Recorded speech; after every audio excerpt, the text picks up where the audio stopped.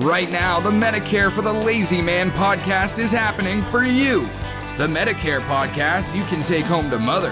Now here, with a tear in his eye, is Medicare expert Doug Jones.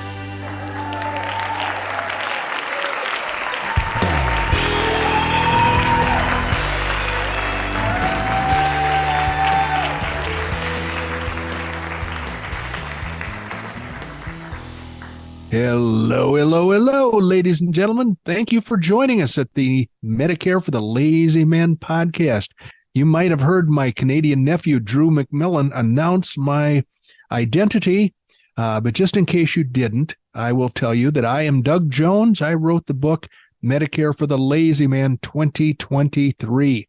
If you're looking for a Medicare book that's going to feed you all the Medicare information you need in spoonfuls, bite-sized portions, easy to digest, easy to swallow, then that's the book you're looking for. Medicare for the Lazy Man 2023. It's not a comic book, but it's not a research tome either. It's not an encyclopedic version of Medicare facts and minutia. If you want that, go get Medicare for Dummies. That book is about 470 some pages, and it is an artfully written, masterfully created research tome that I use myself when I'm asked a question about an unusual situation. But if you're just a normal human being, the book you want is Medicare for the Lazy Man. As the title might indicate, it's for people who don't want to spend a lot of time and energy digging into the morass of regulations that comprise Medicare. This book is written for people who just want the facts, nothing but the facts. And that is what I provide in Medicare for the Lazy Man 2023. You can get it at barnesandnoble.com or amazon.com. When you go to Barnes & Noble, you'll get a very nicely designed paperback for $9. It's got beautiful color illustrations. If you go to Amazon.com, you'll have one of 4 editions to choose from. Once again, illustrations, but they'll be black and white in the Amazon version. So I would suggest that you do a little shopping if anything having to do with Medicare is on the horizon for either you or your loved ones, because Christmas is coming, and it's very possible that you need to do a little shopping for some of your relatives and loved ones that may be edging up to their Medicare encounter. And if that's the case, I can't think of a more useful present that's going to do more good for those people that you love than Medicare for the Lazy Man 2023. So, Randy Carson, the guy who makes this podcast sound like a well-oiled machine. I don't know what well-oiled machines sound like, but he's the guy who does it. Thank you for being here, Randy. It's nice to see you again. Well, thanks. I always enjoy being here. I could be other places, but I really do want to be here because I always learn something. I'm never wanting for some more information. It's just one of those things. As we said in a couple podcasts ago, what's one of the things that's kind of a hallmark of Randy? I like learning new things all the time. And that is indicative of the reason you're probably going to live to be over age 100. Could now, be. When I talked to Margaret, I happened to mention that we had just finished recording a podcast where we planned your lifespan to exceed 100 years. Yeah. She was horrified. I know. It's just one of those things. When you marry a Carson, you got to put up with it because we last for frickin' ever. Well, I wish she had been happier about it. Maybe I just caught her at a bad time. Well, you know what anyway, I got cooked up? I got cooked up for you today. Lay it on me. More stupid state laws. My favorite thing. This is why I come here every day. I know. Well, I had talked to you about, the potential of another one, but that's a little bit down the list now. So I picked one from your adopted home state. Oh, that would be the state of confusion. What adopted home state is that? This would be your adopted home of Illinois. Oh, that one. Yes. I was dragged there against my will at the age of 4.5. And I know. Frankly, I go to the graveyard every once in a while and lecture my parents. Don't ever do that again. Don't drag me into Illinois again. I'm right. Now, this particular law, Doug, now this may narrow it down in terms of what you need to go through for in your memory and your indexed banks of knowledge. Okay. It hails from the city of Galesburg. Oh, I went to school near there. I went to college for a while in Monmouth, Illinois, very close to Galesburg, 15 miles away. Well, here it is. You probably didn't know this, but in Galesburg, Illinois, in Knox County, it has a law prohibiting people from keeping or maintaining any animal, poultry, or fowl in such a manner to cause inconvenience or disturbance to other persons by reason of noise or smell. I got to tell you, that's not a stupid law. That's a wonderful law. Because Why? lately, people have been creating ranches and farms in the middle of towns. They've decided that they can raise chickens, and they've decided they can raise goats. You know, you've heard of goat yoga, I'm sure. That originated in Arizona. Goat yoga? Yes. Is that goat yogurt or goat yoga? It's goat yogi for those who like to do yogi. I mean, yogi is bad enough, but when you put goats in the mix, and goats are not really house trained, but these people will lay on the ground or do their yogi poses, and goats will walk on them, and they think that's fantastic. They pay extra for that. And I'm telling you right now, people that live in town, some people need to be reined in. They need to be curtailed. I don't want any goats standing on me while I'm exercising. As a matter of fact, I'm not sure I want to exercise with a goat anywhere close. Yeah, I was going to say the best way to avoid that is just don't exercise. You won't have any goats crawling on you. But I was not really aware of this goat yoga thing until I was with another couple. We were, Randy Norris. He and his wife and Mary and I were in the same vehicle, and we were driving down a country road in Illinois. We drove by a farm that had 1 million cars parked on the lawn. And there was a crowd of people, but we were zoomed past too quickly to figure out what was going on. So we did a U-ey, came back and took a What's going on here? Goat yoga. All those people were doing goat yoga, which should be illegal everywhere. And so kudos to whoever in Galesburg passed that law about keeping animals. What? Somebody in Illinois was going, I got this whole bunch of stinky goats. What can I do to make $1 million off of this? That's not who came up with it. It was the brainchild of two ladies in Mesa, Arizona. Oh, my God. Last night, talking about coincidences, last night we were catching up because we were in Illinois part of the summer and part of the fall. And so my recorder, my DVR was recording episodes of Arizona Highways Television, and I happened to see the rerun where they interviewed the two ladies that thought up this horrible travesty of justice, goat yoga, and they were again, all grinning and goofing around. And well, every time I think of goats, I think they're fun little animals, in their place. But sure, every time I think of goats, there's one thing that keeps popping into my head that's probably way too politically incorrect, but I'm going to tell you anyway. Please do. Did you know that a goat's digestive system uses its food so efficiently and effective that by the time it reaches the end of its track, it's literally dust. You can pick it up in your fingers. It's dry.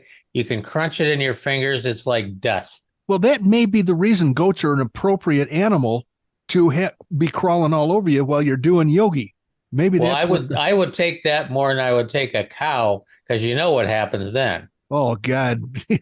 Well, it's very much like a buffalo chip, yes, which is typically brings to mind happy things. Yes. A cow pie does not necessarily. Well, in the Iowa State Fair, there's a cow pie throwing contest. So they can't use fresh ones. No, they have to be seasoned. All the experts that are in the cow pie throwing contest, they start working on their cow pies for the sport and for the competition way ahead of time. Oh, I would think it takes months for a cow pie to become properly seasoned. Oh, so anyway, we need to do something. We need to do something useful here. So I think that's a good idea. I encourage us to move on to the Medicare stuff.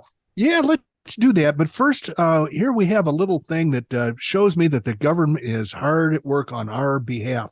And I'm always happy to see that, because you never know whether the government's wasting its time and money or whether it's doing something useful. And in this case, it's doing something useful. It's providing us a reason to have a little quiz. So if you'd like to participate in a quiz, anybody who wants to participate in a quiz, raise your hand. I'm seeing absolutely. I love doing these things. That was a lackluster hand raise. So yeah, I was actually raising my hand, and it disappeared off the screen. So yes, Okay. it's right here. There you go. You're elected to participate in the quiz. Here's the deal. There are 10 leading causes of death in the United States. There's some kind of nonprofit organization called USA Facts, and they compile reports on government data. And they took a deep dive into the latest data to identify trends. And among a total of 3.75 million deaths in the year 2021. So in the year 2021, there were 3.46 million people that died. That's the most recent year data is available for. 75% of those deaths were attributed to 10 causes. So cause number 11 didn't make the list, and very few people died of that cause. I don't know what it was, but I've got the first 10 causes here. And I'm wondering if you, Randy Carson, can name a cause of death and where its location is on the list of top 10. I hadn't really thought through this particular quiz construction carefully, but there are 10 things that can kill you, and they're listed in terms of 1 to 10. The worst one that kills the most people, the second one kills the second most people. So what do you think tops the list? Or do you want to start from the bottom? What do you think number 10 No, might be? I've got to start for the top. Okay, let's do that. Let's go for the big money. Big money. Big money. Oh, what game show was that? That's a wheel spinning. I can see a wheel spinning. And they yell. They all yell at it. Big money, big money. Go. Okay, so I think that the number one cause of death in the United States on the top of the list is pneumonia. Wrong. I gotta learn how to make that irritating noise. It is not number one. Pneumonia is really not even on the list. Oh, come on. Give me a break here. Well, I think the reason might be that it's always an ancillary thing. Like if you're in the hospital with a dread disease and you might make it, you might not, and pneumonia kills you, I think that was secondary to the disease you actually had. So okay, I'm gonna get a lot more specific now then. Okay, good. I was trying to be generic. Don't be generic, be specific. Number one on the top of the list is cancer. Okay, you're now barking up the right tree. You're wrong, completely wrong in your answer, but you're a lot closer. Number one that killed the most people in 2021 is heart disease. That was almost 700,000 people died of heart disease. Number two was cancer at 600,000 people. So good guess. So now we have 3 through 10 left. I was gonna say heart attacks. Yeah, and heart attacks. Would you have given me points for that? Oh, absolutely. I would have given you credit for the whole correct answer. But in this case, they call it heart disease. So okay. So I am going to go ahead, and now that we've got the track in mind here, we've got cancer, we've got heart disease. I'm going to give you a hint. I'm going to give you a hint on number 3. Okay. I think it's a big fat lie. Okay. Flu. Close enough for me. COVID-19. I believe that when the government COVID, we didn't have any flu during that year. So all the flu that we normally would have had was all designated as COVID. So somewhere in the process there, all the flu went away for 1 year. So I'm not surprised that it's not on the list. That's why I'm giving you full credit for a correct answer on number 3, even though you didn't use the same term they did. This COVID figure is a complete lie because when they decided to pay extra, when they decided to reimburse hospitals extra for anybody that died of COVID, then boy, the COVID death rate went sky high at that point. So anyway, number 4 is kind of interesting. What do you think the 4th cause of death was? Does it count when it's old age? It factors in. It's a factor.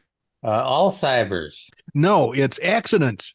When you think about old dudes like us climbing ladders to clean gutters and stuff, some people just shouldn't be taking chances, but they do anyway.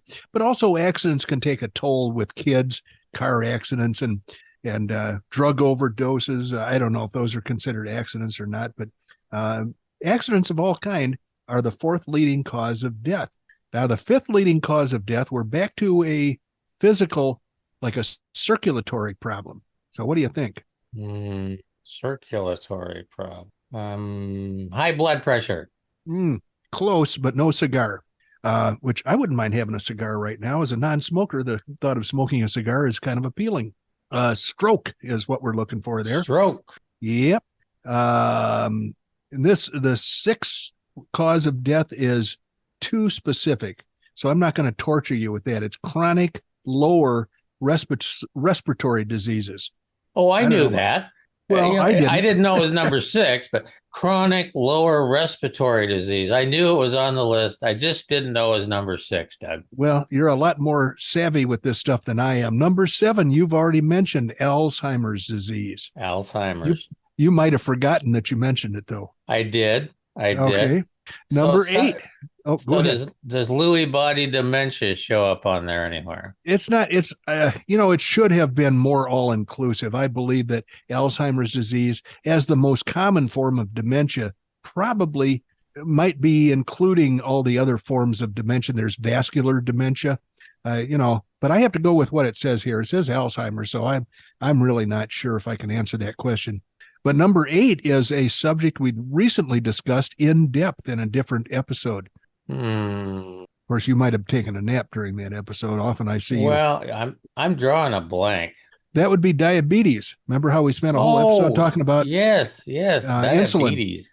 Insulin. I learned something about that because in that episode, I just walked in, fat, dumb, and happy, thinking, oh, there's just one kind of insulin, and apparently there's not one kind of insulin. There's 20 or 30 different kinds. Fast acting, slow acting, acting on the top, acting on the bottom, no acting. Yeah, and the heavy hand of government is distorting the market for that insulin. So some people are going to have to scramble to find the kind of insulin that works best for them because it's not going to be covered by insurance anymore. And that's because the government is forcing insurance companies to take a loss, but I digress. So number 9 happens to people who spend too much time at the Buffalo Chip or Mountain View. Alcoholism. It's chronic liver disease and cirrhosis. Oh, okay. I'll give you that. That's the end result of it all. And the last, number 10, which killed 54,000 people. So it's the least deadly of all the 10 items we've got here on this list, happened to a friend of mine. I was back in Illinois. I called up, his wife answered, and it turns out he just had a kidney I just gave it away. He had a kidney transplant. Kidney disease is the 10th killer on the list of. So did I miss drug, like we've been talking, at the national level, we've been talking about opioid crisis. Yeah, we have, but apparently it's not crisis enough to make the top 10. Really? I would have thought they would have at least put it on there as an honorable mention. Well, sure, and it may be, they may have earned honorable mention status. We have a neighbor who lives 2 doors down who her husband was hauled off to the hospital. He's got anal cancer or, colon cancer or something. And so she said, she's all screwed up too, and she wears a pain patch. And she said, my helpers that come in every day for like 8 or 10 hours a day are not allowed to change my patch. Could Mary come over and change the patch I wear on my back and replace it with a new patch? And Mary said, okay, sure. And she did that a couple of times. And then she did a little research and she found out that patch was fentanyl. And I was just going to say, if it's anything to do with fentanyl, you definitely don't want Mary getting within this, at least 25 feet of it. I had no idea that they even made fentanyl patches for pain that people wear, but this woman didn't bother to warn her or tell her or anything else. And so apparently if you tear one of those fentanyl patches, accidentally, you're going to kill everybody in the whole house. You definitely are right about that. I mean, first responders. I mean, the first thing they have to do is they run around with like an EpiPen sort of a Yeah, thing. yeah. If they touch anything to do with fentanyl, I mean, they will stroke out like right now, and they have to hit them with that EpiPen thing. And of course, we got a million wetbacks muling fentanyl across the Rio Grande. Yeah, Yeah, what a and wonderful bottom world. line is it just, and this is not a good piece of news, but somebody dreamed up, invented, and probably is on the streets already, some drug that is 1,000 times more powerful than fentanyl. Yeah, I enjoyed Breaking Bad, but the fact is there are a lot of scientists out there creating stuff that we really don't want to have any part of. Now, I agree. There's some people that are in just, unbelievable, unrelenting pain. Wow. Fentanyl, they deserve, having that fentanyl Yeah, patch. But yeah. bottom line is there's a whole bunch of people shouldn't have anything to do with it. Well, I agree, and Mary is one of them because she didn't realize what she was getting into. Just offered to do a favor for a neighbor. So my neighbors are driving away from home now, headed off to Tombstone to do Tombstone. take part in some sort of Western pageant. They do cowboy shooting and dressing Oh, up. this is the couple that dresses the part and goes Yep. down to Tombstone and stands Yep. out in the graveyard and takes pictures. I'm just teasing. Yeah, but they do that kind of stuff. They wear period costumes and Cool. I heard those crickets They did. singing their death song, and I'm not even 1/3 of the way through the content. So take your choice. Do you want some Medicare basics, or do you want to switch it up a little bit and have Social Security basics? Whatever you don't pick, we'll do another time. Oh, let's go. Let's go something around Social Security. Okay. Social Security basics.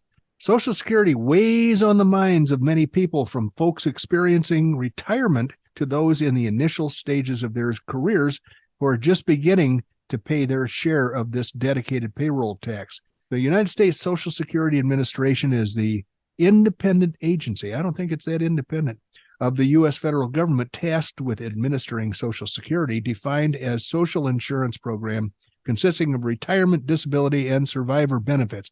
It also manages the Medicare program, which gives us the excuse to actually talk about it today. So what is Social Security? It's a program in the U.S. intended to support retirees and those who become disabled. The original Social Security Act was signed into law by Roosevelt in 1935. Two major healthcare programs, specifically Medicare and Medicaid, were established within the Social Security amendments of 1965. Boy, we sure loved to give away money back in the 60s, didn't we? Social Security amendments of 1983 made comprehensive changes in coverage, financing, and benefit structure. In general, who benefits from Social Security? I think we know it's old people, crippled people, and people on Medicare and Medicaid. Poor people. Must I take it at age 62? No, you don't have to. You can wait until age 70, but if you wait anytime past age 70, the amount will not increase. So you won't get any more by waiting until 71 or 72 or 73.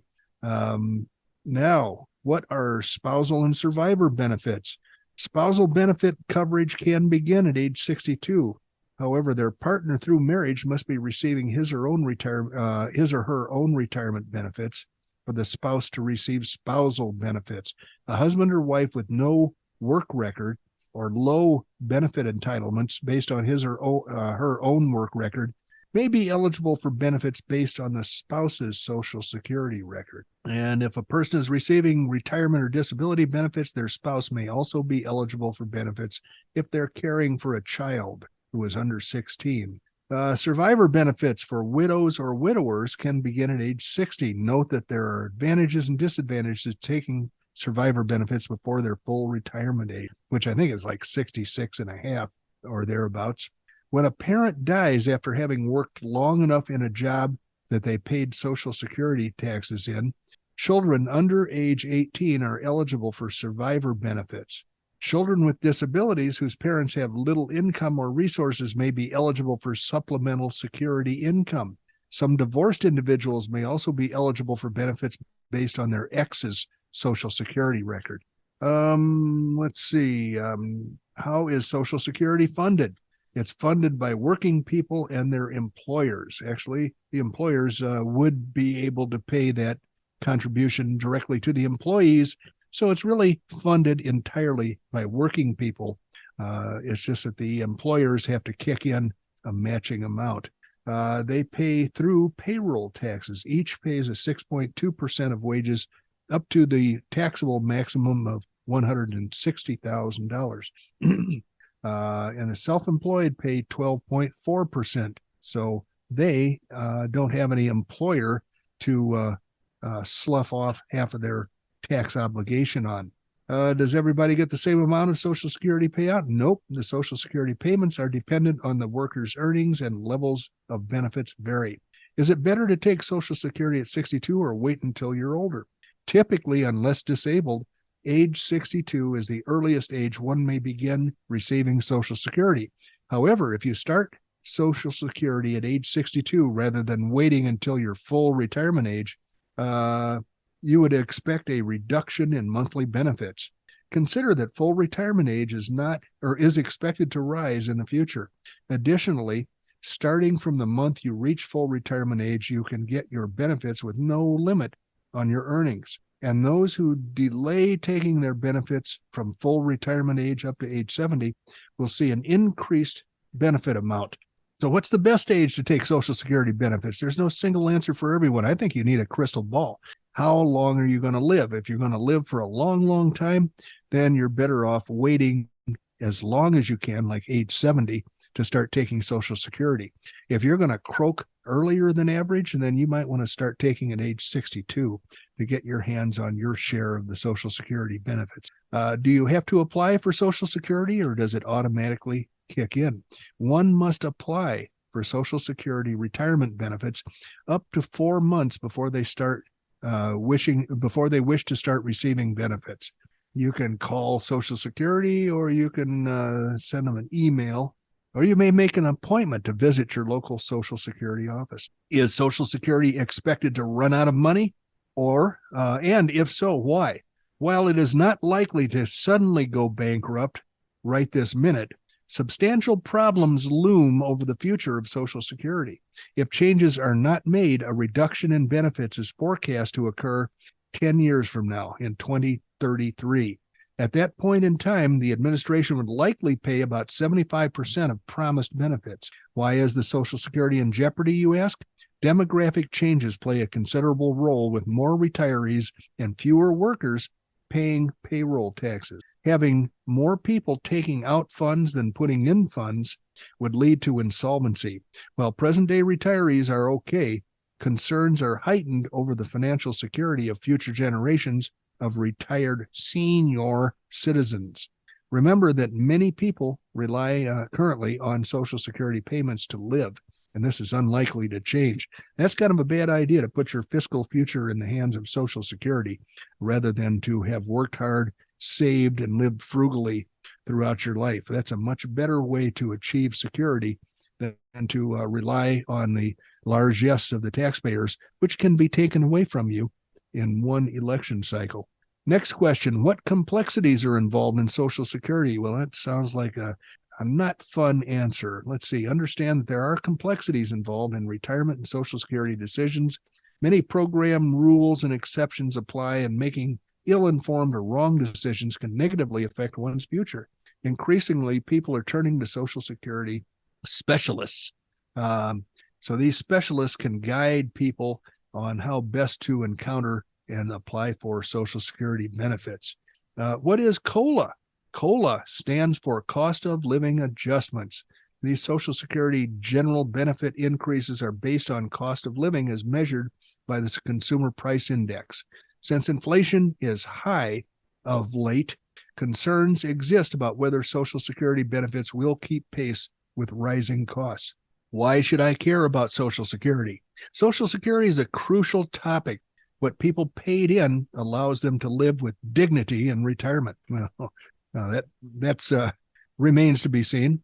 Should the Social Security well begin to run dry, many older Americans will likely suffer via benefit cuts. Not only is it widely viewed as unfair for hard workers to pay in their own money with the possibility of receiving reduced benefits or none in return, but future generations will likely struggle in many ways, from putting food on the table to affording things like housing and clothing and medications. So everyone should care. Yeah, everybody should care. What's the best way to prepare for retirement? Readying for retirement is complex. It's important to self-educate on Social Security basics and beyond to make well-informed decisions. One may greatly benefit from the advice of professionals such as qualified CPAs, financial planners, and more specifically, Social Security advisors who can help you prepare for this mature stage of life. Well, if I were asked that question, I would repeat what I said earlier. The best way to prepare for retirement is to work hard and live frugally so that you don't have to rely on the federal government or on the generosity of the taxpayers if they decide not to be so generous. And that's my 2 cents worth on the Social Security subject. Randy, do you have any thoughts to share with us? I agree with everything you said. I think the best way to approach preparing for retirement is to have worked and lived frugally your entire life. Because bottom line is that's at the end of the day, that's the only way you're going to win in this game. Because if you're betting on the come, or, that there's going to be a gold brick on your front doorstep, or, there's going to be some low hanging fruit, chances are it's not going to happen. So I agree. totally agree. I totally agree with what you had to say, Doug. Well, good. I'm glad we agree on that. I also think you should take us on out of here before anything happens. Like if the government decides to yank the plug on Social Security. Well, yeah. I mean, we have spent our 75 cents, so we need to get out of here. We are just for for you guys that know how we do this. But for those guys that don't, I'll go ahead and tell you how we do this. We bring this in. We land the plane on this particular episode. We're coming in on 32 left. But before we do that, we're going to say a couple things that we always say because we don't want you to forget it. If you want to reach out to Doug, he loves to hear from you. He gets up early every morning and stands in front of his laptop watching to see if anything comes in his inbox. He stands there with his hot tea for at least 2 hours, waiting since 6 a.m. to see what happens. And if it doesn't, he's not happy. So let's not have an unhappy Doug. Send an email to Doug at dbj@mlmmailbag.com. Also, don't forget that Doug is licensed nationwide to help you with your Medicare supplement planning. Check us out at medicareforthelazyman.com. I think it's a pretty darn good website. Got a lot of stuff going on there. And we would appreciate a couple reviews someplace. We're coming into the end of the year. Numbers are, basically numbers are our life at the podcast business. So find a place to give us a review on the book, Medicare for the Lazy Man 2023, the website, the podcast, any of the content that we produce. Please find a place to give us a review. We would certainly appreciate it. Last but certainly not least, thank you for joining us. It's a lot more fun with you than without you. It's a lot more fun with you than without you. You had to put some thought into that, didn't you? Yeah, I was my mind was getting ahead of my tongue. I don't know what happened there, but had a little cog slip in there someplace. But anyway, thank you for joining us.